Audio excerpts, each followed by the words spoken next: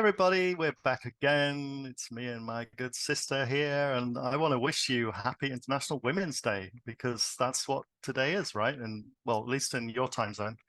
I think mine was yesterday, but Yes, of course, I think it's a really important day. I know really every day should be Women's Day, but I think it's nice to have a focus to talk about how we can boost that aspect and that energy in the world, because of course the world has been dominated for many centuries by a kind of more masculine control type energy. And I guess what's needed right now, in my intuition anyway, is to raise the divine feminine so we have more of a balance, don't we? And so today I think we're going to be talking on that theme, and we're going to talk about the goddess energy and the divine feminine and a whole host of other things, no doubt. So our wonderful Frater Mercurio lives at the other side of the pond in Australia, and I'm over here in wonderful Denver, yeah. Colorado. My name's Pluto, by the way, if you haven't ever seen us, and this is my wonderful brother, Frater Mercurio. And thank you for wishing me a happy International Women's Day. I really appreciate that. And I'm glad that you brought that up, because I know that can be a very controversial subject, especially right now in certain areas of the world where they're going through political Mm. changes. But I've been personally, for the record, I've been very blessed in my life to have just some wonderful, beautiful, amazing relationships with men.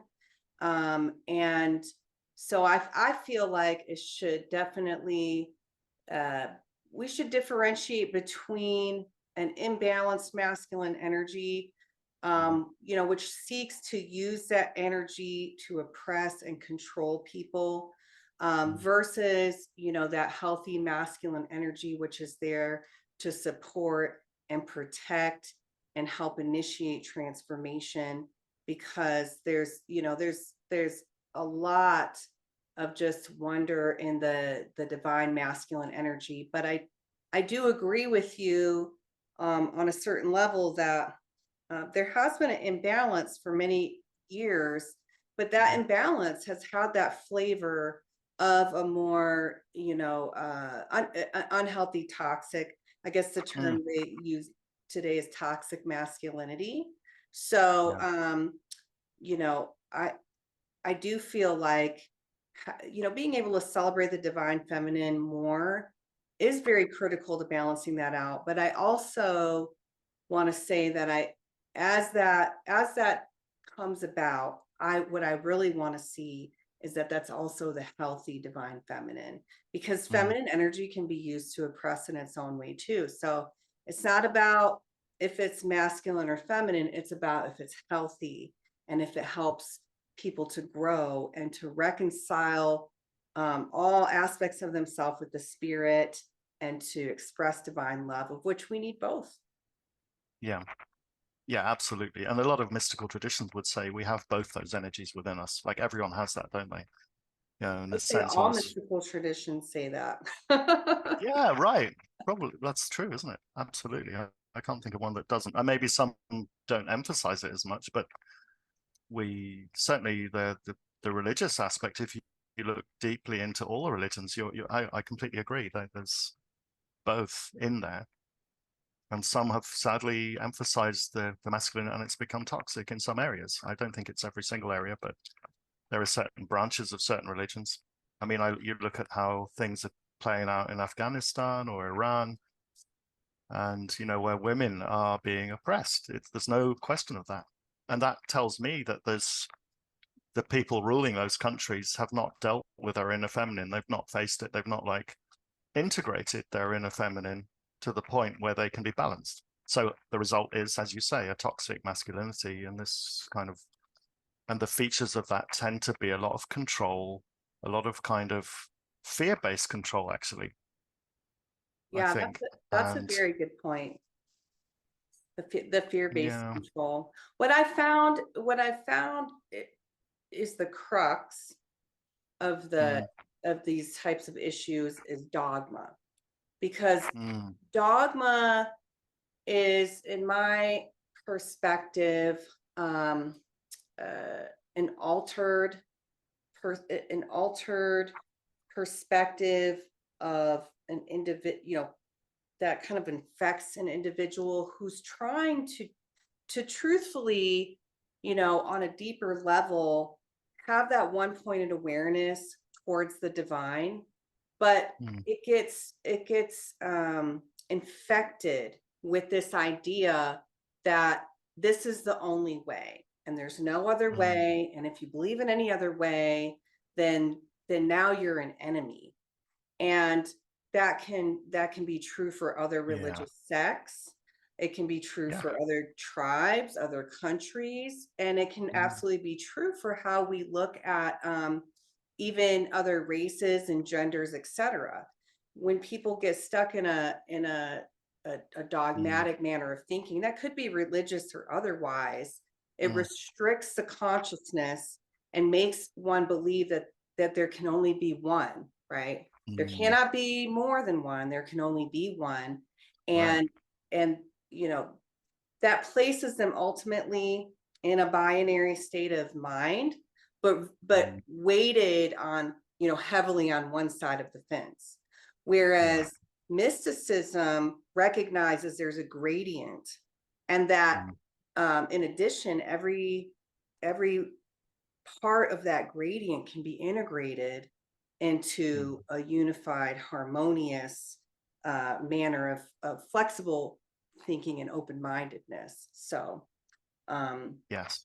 Mm, hopefully we'll yeah. be moving forward at this point, Pluto and Aquarius, maybe come in with that energy Mm, to help break us free, collectively speaking, from the temptation of dogmatic thinking, which really hinders us in society.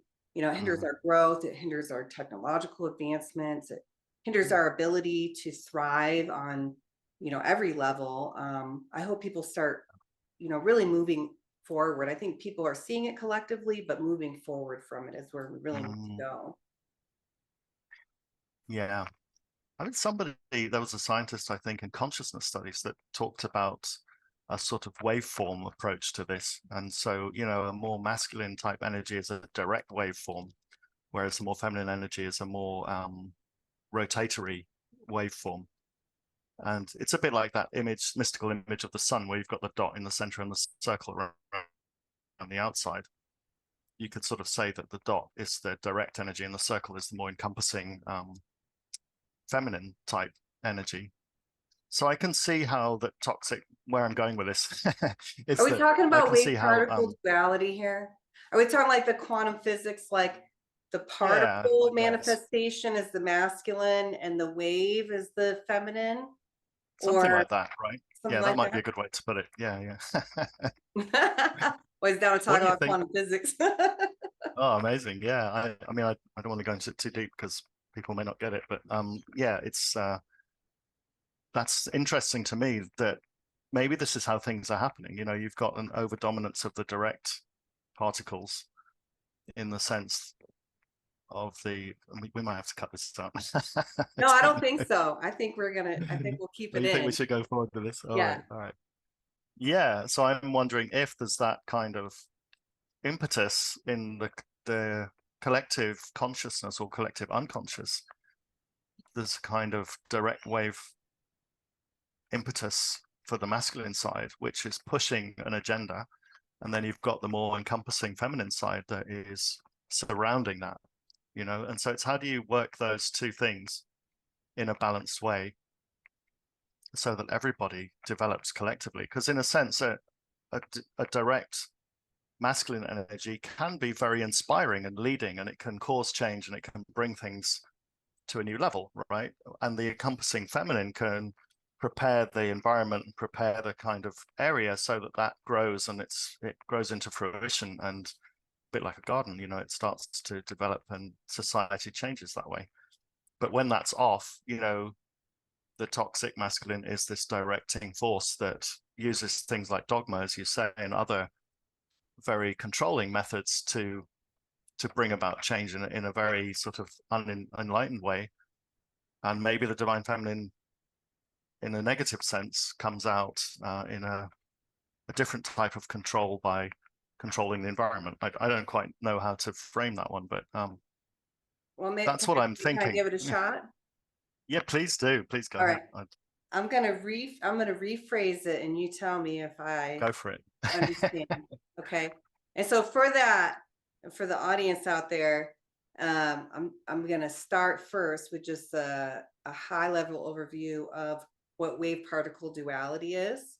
So in quantum physics, um, there's an understanding that energy can be expressed in either a wave form or particle form, and it comes from an experiment called the double slit experiment, in which photons were Wow. shot through this screen, and then they were looked at on the other end. And what they found was, this is what's most interesting: depending on what the observer, i.e., the scientist who was running the experiment, anticipated, they would get either a wave or a particle. So if the scientist who was observing the experiment thought they were going to get particles, they would get particles. And if they thought they were going to get waves, they were going to get waves. And so that's what really blew the minds of the scientific community, was this understanding that we as observers can actually have some mechanism of control as to what's happening on the other side when the photon gets observed, right? And so that's what I really actually love about this analogy, is that what you're saying essentially is that masculine energy could be considered something like the point, right? The particle, very direct concentration Right. energy, right? And the feminine energy is this more kind of flowing, expansive energy. It's very similar to what a wave would be. Right. But it's how we perceive it that determines what's being expressed on the other side. So if you have the perspective of that highly concentrated masculine energy needing to be controlling or expressed in the world in a certain manner, that's what you're going to get, because that's the energy you're putting into it. And that's also what you're seeing and receiving. You're perceiving that all around you. And then, alternatively, if you have the perspective that, the feminine energy, should be there balancing things out, or, some people think maybe we need more of an overabundance of it at this point. That's also what you're going to be putting your intention towards and seeing and receiving. But the best thing about it is they're both the same. Yes. Right. Exactly. So That's that's the what I beautiful feel thing. like that's where we need to go, is they're both the same. Yeah. And just to be clear, we're not talking about gender or physical appearance or anything like that here. We're talking about energies. So everyone has both of those things Yes. within them. And as you say, they're both the same, really. They're just from different angles. Yes. So I think that's such a cool concept, really.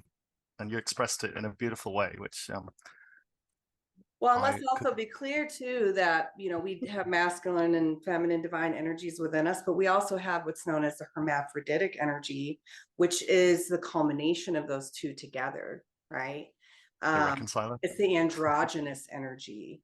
So we also have that within us too, but we only really experience that once we have the ability to meld our masculine and divine energies together. And I think it would be, I'd love to hear your thoughts on this, but I think it would be great to give people some concrete examples of how that manifests, right? Like masculine energy is can be associated, for example, with the intellectual energy, associated with frontal lobe analytical thinking. It's very directed. Whereas feminine energy can be associated with the subconscious, the limbic system, that part of us that's receiving. Um, you know, uh, Masculine energy can be associated with that the inclination that we have when we're driven forward to want to do something, achieve something, that's a very Mm, directed form of energy, whereas feminine energy could be, associated with the, just being in a receptive state, relaxing, meditating, sleeping. mm, In a very physical sense, masculine energy is associated with the sympathetic nervous system, the fight or flight mm, mechanism, that becomes hyper aware under periods of stress, whereas the feminine can be associated with the parasympathetic nervous system that becomes activated during digestion and relaxation. It's very receptive, and associated with very low levels of stress and relaxation. So, and I know you as somebody who's been in the mental health care field, you probably have lots of different examples of how that can be expressed, mm. in our lives. Yeah, and I can see just to build on what you were saying as well, you can see how the ancient alchemists saw this as the sun and the moon. The sun being the very directive and the kind of very solar, you see a sunbeam, it shines directly into the world, plants grow, that's how it works. And then you've got the more reflective lunar energy, which reflects the sun, and then it does, as you said, it's sort of a more creative, more subconscious effect on things. So, and then as we combine them, the divine marriage, or the alchemical marriage, as they call it, you have both, and you develop, as you say, that androgynous um, aspect of energy, or the middle pillar, as they say in Kabbalah, and so on. So, or esoteric Kabbalah.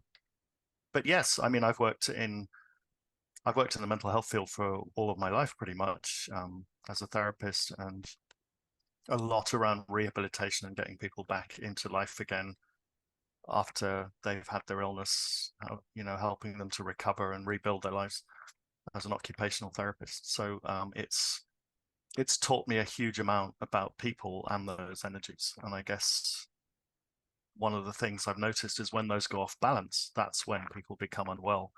And society, I think, and this is one of my big soapbox things, is that society doesn't teach people in schools how to handle that. There's this overemphasis on what you might call the masculine achievement, exams, that kind of thing is what supposedly validates you as a person as you go through school. There's not enough emphasis, and in fact, very little emphasis on the divine feminine and well, they wouldn't call it that, but the more what we Emotional might call intelligence. emotional intelligence. Absolutely. Yeah, I think that's a really good thing to bring in here, actually. Because you can tell when someone has that and when they don't, can't you? So a lot of people I've worked with have addiction issues, or they have schizophrenia or depression or anxiety, and it's where those energies, I think, have really gone haywire, and they've not been brought into check when they're young enough. So someone's never learned how to meditate, or how to handle their creative energy, or how to handle their toxic masculinity. A great example, there's this phrase that the mind is the slayer of the real. And if someone gets into a very dogmatic state of mind, going back to what we mentioned earlier, they will stop acting with compassion. It'll become like a very, you must do it this way, my way or the highway. And it sort of blocks that feminine, for want of a better phrase, or lunar energy, which allows you to reflect and see what someone's really feeling. And you can see that playing out in the dogmatic world, can't you? Like in the business world, or in all these religions that we mentioned earlier that are very dogmatic. It's the mind says, right, this is how it should be, and we'll force everyone to be that way without, and it's off balance. It's just plainly off balance. And you can see how that plays out in people's lives where they've grown up in families where there's a very toxic masculine figure, or even a toxic feminine figure, I guess. And it's pushed those things completely off balance. And there's not been the support or the nurturing to enable someone to rebalance that. I mean, if they're lucky, they'll find that later in life. But Yeah. I think personally, it should be taught in schools. It should be right from the beginning how to handle both of your energies, and how to bring that mental directive approach into check, so that it doesn't become that, slayer, mind is the slayer of the real. Oh, yeah. I think the other side of the coin of that too is that you, when you're taught to push away that receptive side of yourself, then you Mm, don't allow yourself to receive. You don't allow yeah, yourself to love. You yeah, that makes it very difficult to trust others. yeah. When people are traumatized when they're young through abuse, Mm, they don't trust, so they won't receive. They won't let themselves receive. And even when they get to a place where they're a little healthier, it's hard to give themselves permission to do it. They feel guilty about it. And mm, so, it impacts their ability to even have healthy relationships with others because until you will allow yourself to willingly receive true a love that's expressed truthfully and in a healthy way, you just can't have those relationships. And instead, what you do is when somebody's trying to be truly kind to you, you think there's something wrong with them. Like, yeah, what are you trying to do? You're trying to manipulate me. right. I've seen that kind of stuff a lot with people. It's Yeah, I agree with you that, pushing away the divine feminine or repressing the divine feminine can impact you in either a way of like not allowing yourself to receive and have meaningful relationships with people, and but that also then impacts your ability to understand that they feel and think, and be able to have compassion with them and connect with them on that level too. So it's all about how you receive and how you perceive others receive as well. You might not even, if you're really psychotic, like if you're clinically narcissist, you might not even have the ability to understand that somebody else could care. And so you just do whatever you Yeah. want. And you Oh have no yeah. guilt about it at all. And there's a lot of people in prisons and the high secure mental health units. I've worked in those too, and it like in that state where they're not able to reconcile that. So, and usually there's been some significant damage during childhood or something else that's triggered it in probably 99% of cases.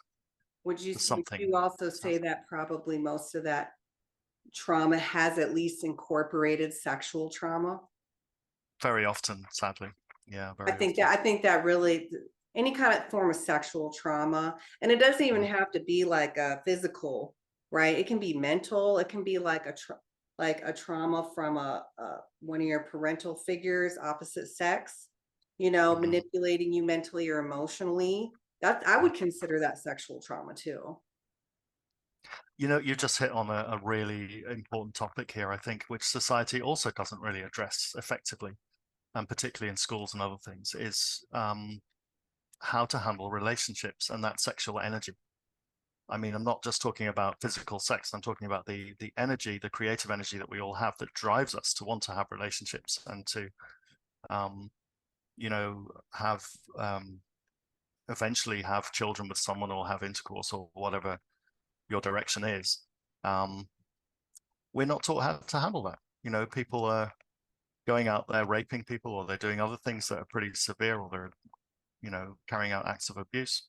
But I think it's because they're ignorant. No one's ever taught them, how to handle this energy. And it's a very intense energy, isn't it? It's almost to the level of hunger. It's instinctive. It's an energy that we all have. And we all need to learn how to cope with it. So I think that's part of the point of spiritual teaching sometimes, is to help people to understand that, you have the concept of Kundalini, which is about using that energy in the right way and raising it effectively so that it can power up your life and give you the energy and strength to create things and to improve your life and have healthy relationships. But if that's not taught, if you're not taught how to deal with that, then it can come out in a very toxic way, and you see all sorts of problems arising from it, right? People controlling others, abusing others. Um, you just take a look at the media. Most days there's something going on, and I think True. it's again another priority for me that schools should teach that rather than worrying about. I mean, I guess it's important to raise awareness about different genders and all of this sort of thing, but also I think kids should be taught, how to handle that, how to respect others, how to respectfully use that energy and those drives. I don't know. What do you think? Oh, I agree with you, and I would take it even to a deeper level, um, Mm, which is in general the way that sexual energy is considered is with just respect to procreation.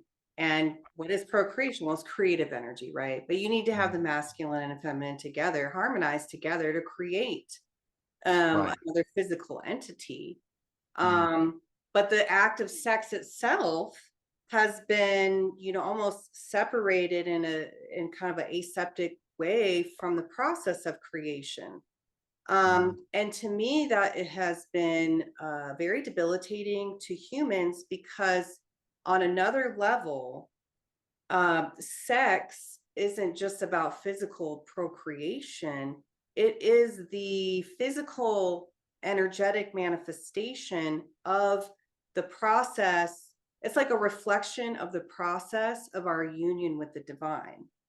yeah. So, one of the reasons why humans are so sex addicted essentially is because until you have entered into those phases of enlightenment and can Mm, experience the real connection with the divine, which can lead to very ecstatic states, you're only understanding or like the closest feeling or experience you can have to that divine union is through sex mm, and through an orgasm. And right. because it's our purpose as humans to be in union with the divine, Mm, we crave that. And so we crave it through sex and we crave it through other types of, through types of escapism like alcoholism and stuff, which yeah. triggers those dopamine centers and gives us those sensations of pleasure and ecstasy. But it's a pale comparison to what you Mm, experience and feel when you are in deep states of communion and having these direct connections with the divine. And so to me, it's even more of a travesty to separate out that idea and understanding of love and respect between two humans that are engaging in, that type of act, because that act is meant to be something where you are showing that you cherish someone and love them mm, and you trust them and you're sharing that energy. And I want to be very clear that I'm not putting forth any personal opinion on whether, on how that needs to happen, whether it's in marriage or not marriage or whatever. That's not my place to judge. I am putting forth the opinion, though, that when you share in a sexual experience with someone, there should be a minimum level of respect for that individual. Even if you like to get involved in certain types of maybe what people would consider fringe acts or whatever, that's your business. But isn't it always better to have any kind of experience sexually when it's with someone that you love and cherish, right? The experience is always better. The heights of which you can experience are always better. And how you feel about it is always better. Who likes to go have a one night stand and then wake up the next day and feel guilty about it? Because, well, it seemed good at the time, but now you question yourself inherently on some level on if that was right. Maybe either because of some societal pressure, or maybe just because you realized you threw a part of yourself away into someone else you'll never even speak to.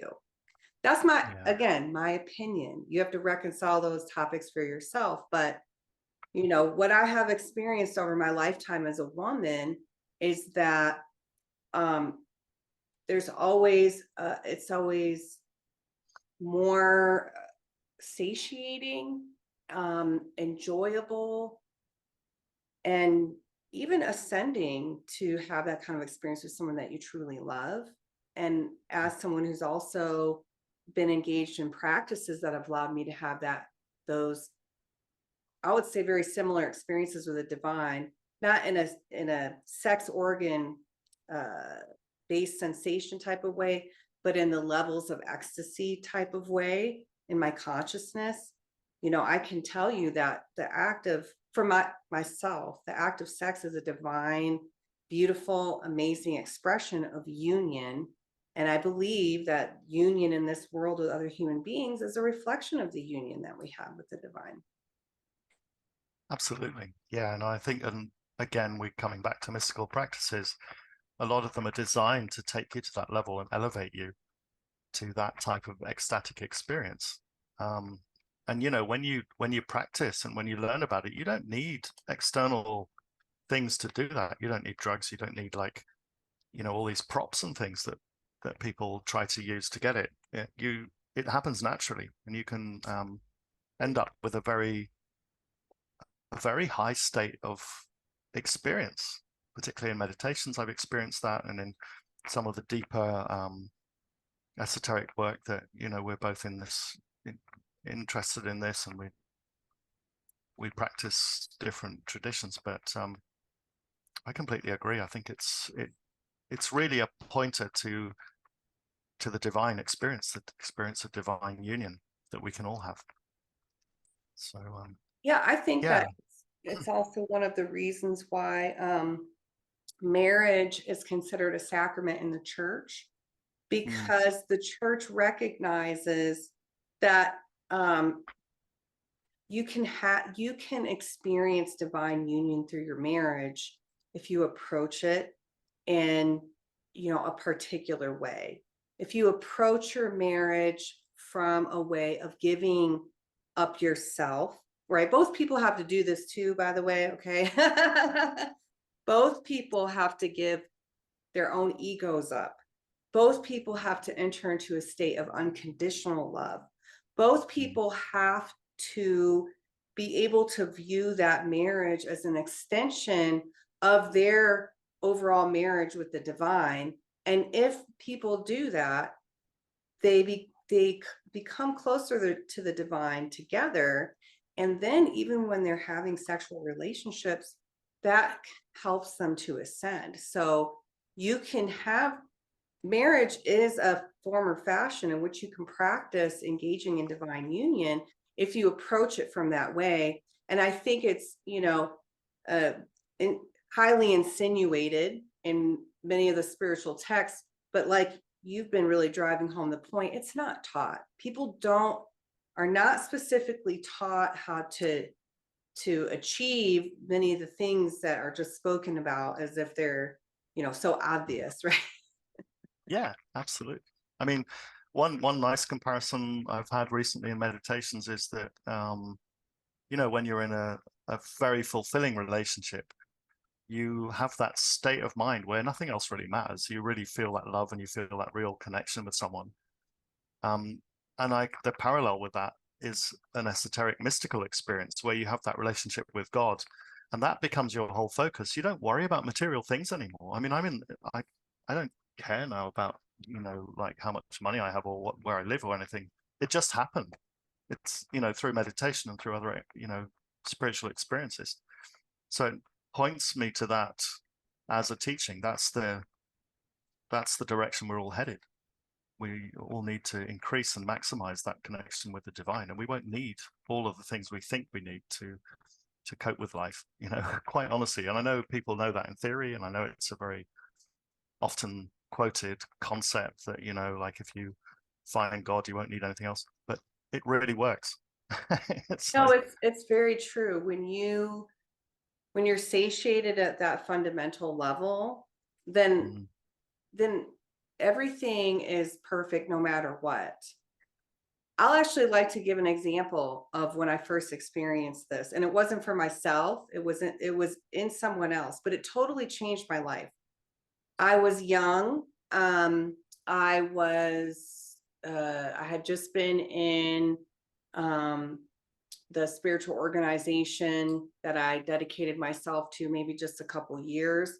We were working closely with the Sisters of Charity down in Los Angeles, which is a group that Mother Teresa started, and so we would work with them to go and feed the poor down in Los Angeles. And one day we're down there in the streets, and if you've ever kind of driven through that Skid Row area, you'll know it's just tent cities everywhere, right? I mean, oh it yeah. was just Mm, shocking the first time I saw it. It's like miles and miles of tent cities.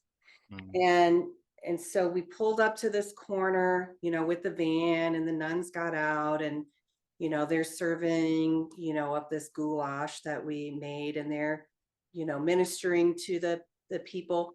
And I came across this gentleman who, this was his home. His home was a towel that had been Mm. tied between a street pole and a fence. That was it. Everybody else in the area has tents. This man has a towel that he's sleeping under, right? Wow. I mean, we're talking like somebody would consider that the lowest of the low. Like, you're already living in a tent in the street. Mm. Many people would consider that low. This man is Yeah. living under a rag. Wow. And I'm sitting there talking to him. He's like, man, I'm getting verklempt just thinking about it right now. He was the Mm. happiest person I've ever met in my life, Wow. even to this day. And I've met some really wonderful, amazing people, Yeah. and light, happy people. This man, he just was, you could see the light in his eyes. And Mm. I asked him, I said, I said, you're living under a street lamp, just a towel. You literally have nothing in the world at all. All these other people around you got tents, and they're clearly collecting stuff, they're still looking to acquire stuff for themselves, Mm. even though they live in a tent. Yeah. You're just hanging out here and you're so happy. And I said, I've talked to a number of people down here over the past few months, and they're still wrapped up in relationship problems, and this is drama, drama, drama, but you're just totally like, nothing matters to you. You're just happy. And I said, why? And he said, because I'm free. And I said, what? And Oh, he said, I don't have anything to worry about. I don't have to worry about bills. I don't have to worry about anything. He said, I'm always provided for. God always makes sure I have everything I need. That's what he said to me. wow. And Wow. It's very profound. Yeah. I just, I'm sorry.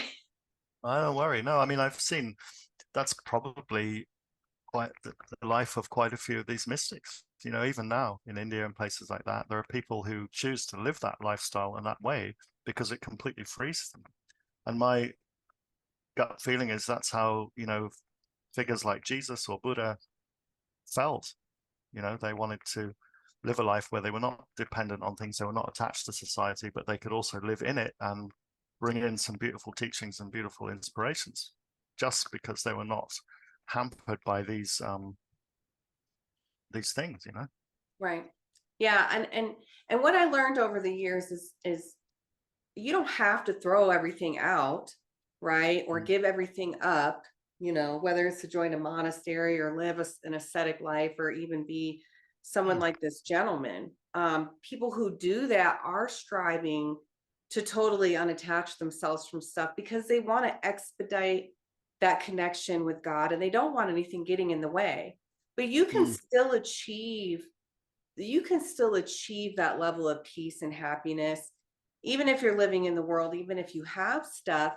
It's just about where where you're putting your attention on every day. Are you putting it on getting all this stuff, and running through the race, Mm. engage, letting people impress their slavery mentality on you, getting, Yeah. living in a state of constant fear, keeping up with the Joneses, any of that, Mm.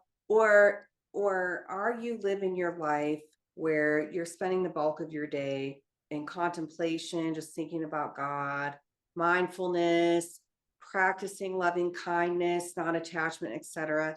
And I can say, just from my own experience, that that man was absolutely right. You're always provided for, you know, and um, I, I've been blessed, in the physical realm, to have gained, what some would consider a pretty significant life. I work as an engineer, and Mm. I'm a Virgo, so I'm pretty frugal with my stuff.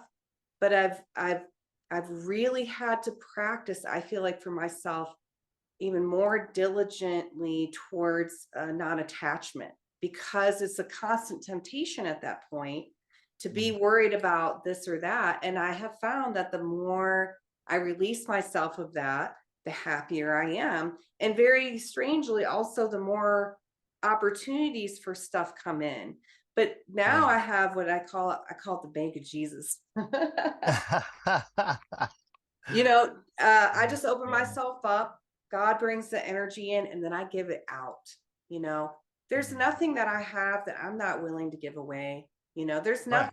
There's no money I have in the bank that I'm not willing to help somebody out with, and I don't ask for it in return. And I'm not saying that to fluff my boat over here.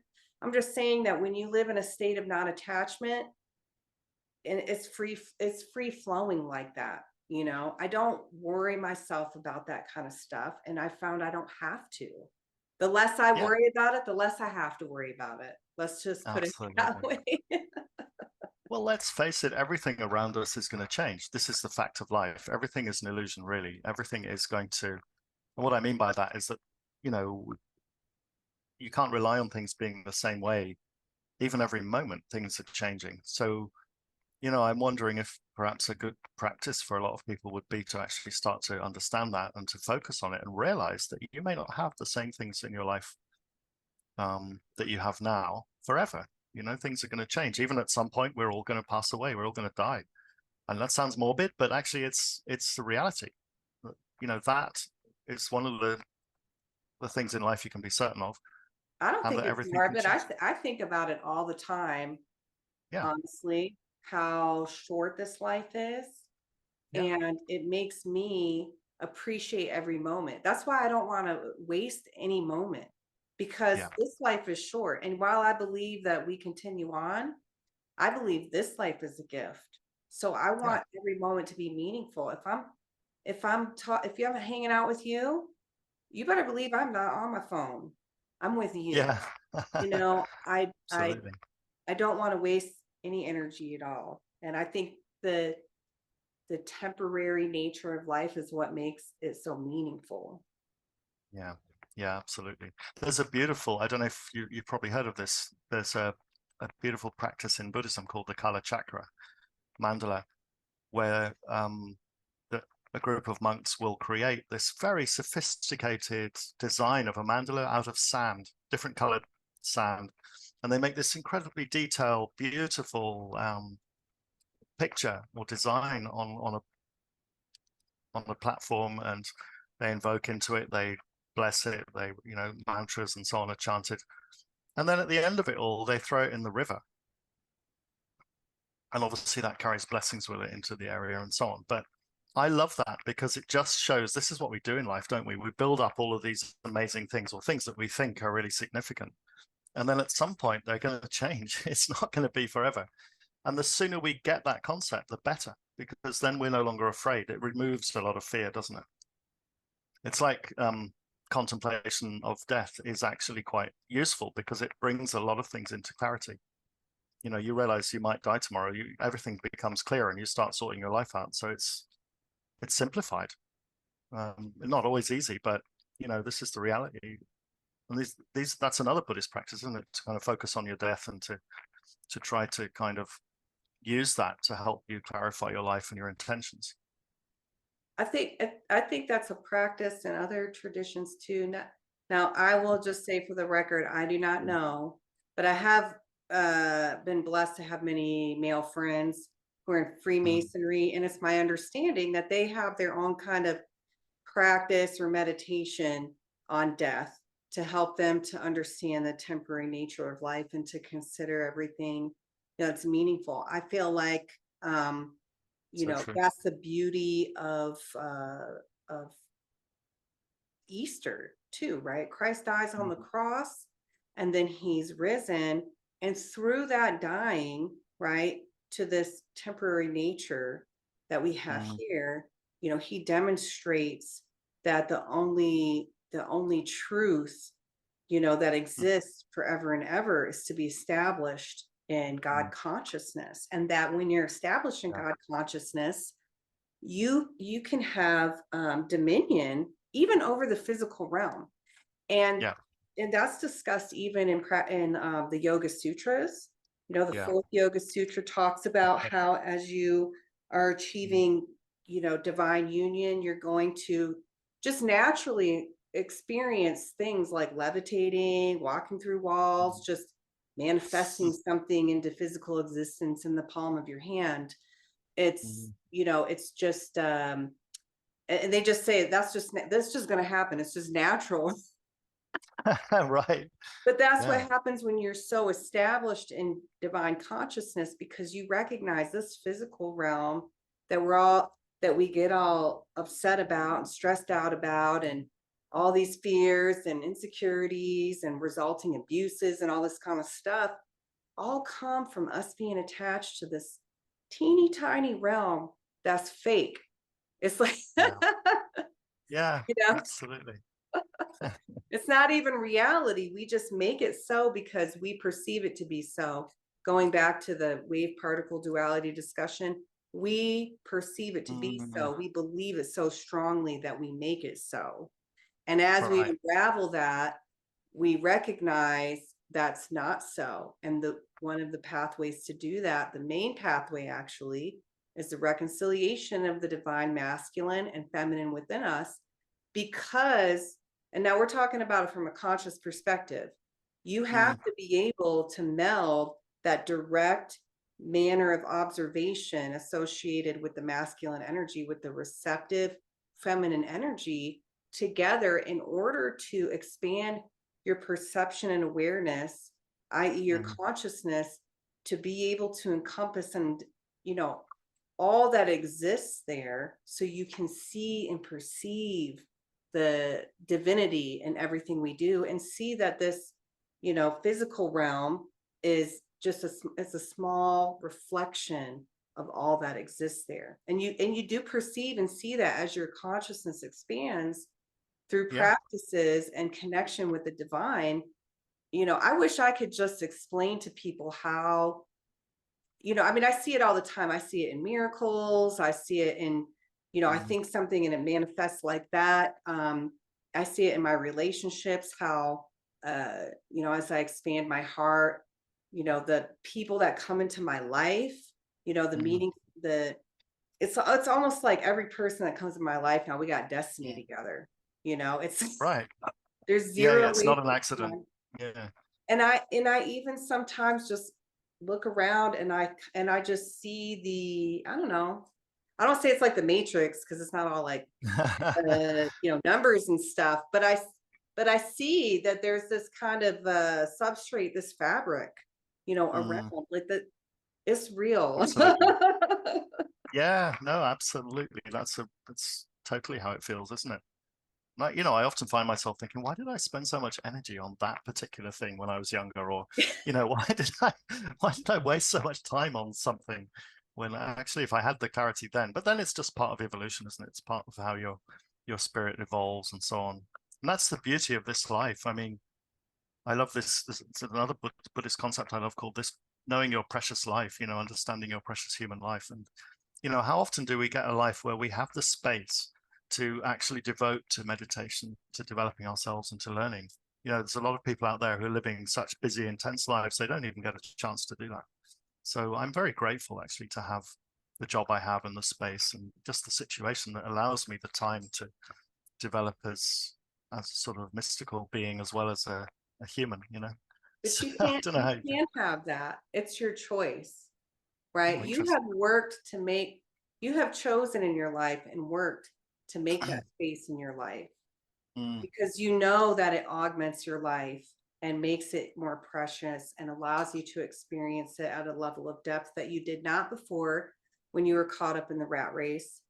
mm, And I this just brings to mind, I had a my first spiritual mentor. He was a meditation instructor of mine, in mm, transcendental meditation. His name was Dr. Jonathan Shear. And I remember when I moved from doing just a regular 20 minutes 2 times a day TM technique into the TM cities. which is like 2 hours a day. It's an hour of sitting in the Oh, wow. morning and an hour of sitting in the afternoon. And I was a college student at that point. And I said, I don't have time to do this. And he, Right. what you'll find is as you make time for it, time seems to open up for it. And was he was so right. And I just kept learning that lesson over and over again. If in my mind I said, I don't have time to, do my ritual work or my prayer work or this or that, Mm, I never felt like I had any time for anything.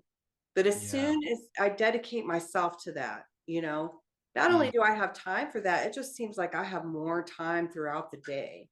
We it's like the level of chaos in our mind gets reflected on the Mm. outside, as above, so below. But, So true. Yeah. truthfully speaking, if you want to have that kind of life, um, a passion driven life, a meaningful life, a peaceful life, just make the choice to go sit, pray, meditate, do some spiritual practice every day, and you'll find that your life Mm. starts opening up and you're creating that around, and it's far more meaningful than getting yourself all caught up in the stress of, what's about to happen at your corporate job. Are you getting laid off or not? Right. Right. Yeah, it's ceases to be important, doesn't it, really, after a while, which sounds weird to many people, but it does. It just happens that way. Yeah. I mean, I guess I'm quite interested in how we could help people to get to that level. How does someone begin to develop their inner divine feminine, divine masculine, build that balance? How do they get from perhaps being caught up in life to actually making space for this type of stuff? Well, to have space, you have to make space. What was the Merovingian said? Uh, how will you ever have time if you don't make time? I just Right. That's very true. Yeah. I Yeah. just always love that. And I know that it's very difficult for the human mind that's been conditioned, right? Mm. And has accepted this slavery mentality their whole life that you can't do this and you can't do that and you don't have time for Mm. this, and it's Right. constantly all these pressures. Okay, let's be real. That's a slavery mentality that's been put upon you, which you've accepted, right? That's Mm. this whole analogy of the Matrix that those movies were trying to get Mm. across, right? It's an illusion. It's a falsity that you've Yeah. accepted, right? We all have as humans until we Mm. break free from it. And how do we get free from it? We have to do the practices. And Mm. it's very hard to just jump into the deep end, right? Just give it all up and spend 5 hours a day meditating. You don't have to do 5 hours a day, but it's give an extreme example, right? That's how it feels to people. Well, I Yeah, it can't does. do that, right? Yeah. Start out with 5 minutes a day. 5 minutes a day. Yeah. Then move to 10 minutes a day. Then move to 15 and start with one practice. Choose something that resonates with you. You want to meditate, you want to learn yoga, you want to learn about divine singing, divine dancing. We're talking about divine feminine, right? So, Yeah. you know, reading the Bible, contemplative reading of spiritual texts where you just read and then close your eyes and receive, just sitting in prayer. Just, you know, I'll give you something very simple, brother, and everyone else. Um, when I was a little girl, every night when I would go to bed, I would pray. This is my prayer. Imagine me 5 years old. Dear God, thank you for this day and thank you for everything that you've given to me. Amen. It was that simple. I don't even know where it came from. That was just my personal prayer. And I said it Mm. every single day, ever since I was a little Mm. girl. And later on, that developed for me into this practice. Every single night when I go to bed, I lay there, and as I fall asleep, I think about everything. I make that little prayer, that simple kid's prayer. Mm. You And then still I do that? think, and then I still do it. Yep. Amazing. Yeah. And then I think about everything that I'm grateful for, and I thank God, and I just let myself be immersed in that divine energy. And then when I wake up in the morning, to me, this is even, I feel like even more important. I I do it again, but I don't get out of bed. I do not get out of bed until I feel love in my heart, until I feel connected with God, and I feel like I just Mm, spent at least a few moments feeling that divine love, and then I get out of bed. And I feel like when I started doing that, my whole life changed. So it's a spiritual practice that you can just incorporate into the times you're falling asleep and waking up, that can totally transform your consciousness and then lead you to be inspired to incorporate more and more into your life. So if you're worried you don't have all this time, just start with that simple practice. And I'll tell you what, going back to our theme today, gratitude is one of the most powerful states of consciousness. You hear about this if you've read like the yeah, yeah. gift or the secret or whatnot, but no one ever Mm, tells you why. Why? Because what is gratitude? It's mm, acceptance of the gift. It's acceptance of love.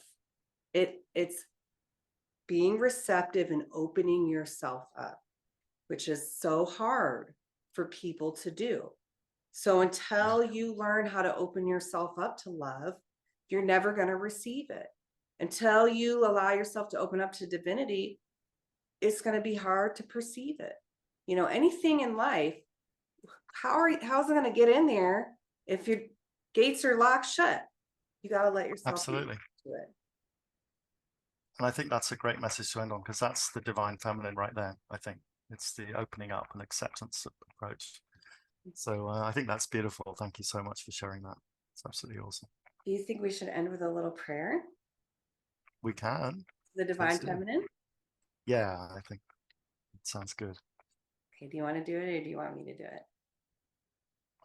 You're the embodiment of the divine feminine, Sarah. So I Okay. think Well, it you would know be. what? I just want to tell the audience I get to pray with my brother all the time and I love it. So how about do it next time? Okay. Yeah. Let us close our eyes and just bring our attention to our heart center and think about something that makes us just feel love in our hearts, whether it's our child or a significant other. If we are so blessed, the divine itself, but just knowing that whenever we feel love, that is a direct expression of God's love. O holy divine feminine, by whatever name we call thee, and however we may know thee, we ask you to please fill our hearts with your presence and help open us up to the unconditional love and abundance of the divine. Allow it to descend within us and house itself in our hearts, and allow us to grow and cultivate in such a way that we can harness that energy and share it with the world just as you share it with us. Thank you so much for your beautiful presence in our lives and for the great creative gifts that you bestow upon us. We cherish you today on this day that we celebrate the feminine within the world. Amen. Amen. That's beautiful. Mm. Thank you for that. Oh, I love you. I love you too. And I That's love you awesome. too, everyone. I just can't tell you Yeah. how blessed I feel. This has just been such an amazing journey so far. So look at me. I'm all like, Yeah, you're glowing. Awesome stuff. Well, thanks everyone for being here and get ready for the next one. It's coming up soon. So bye. Have a we beautiful will day. wish you a good day. Yeah. Take care. Bye.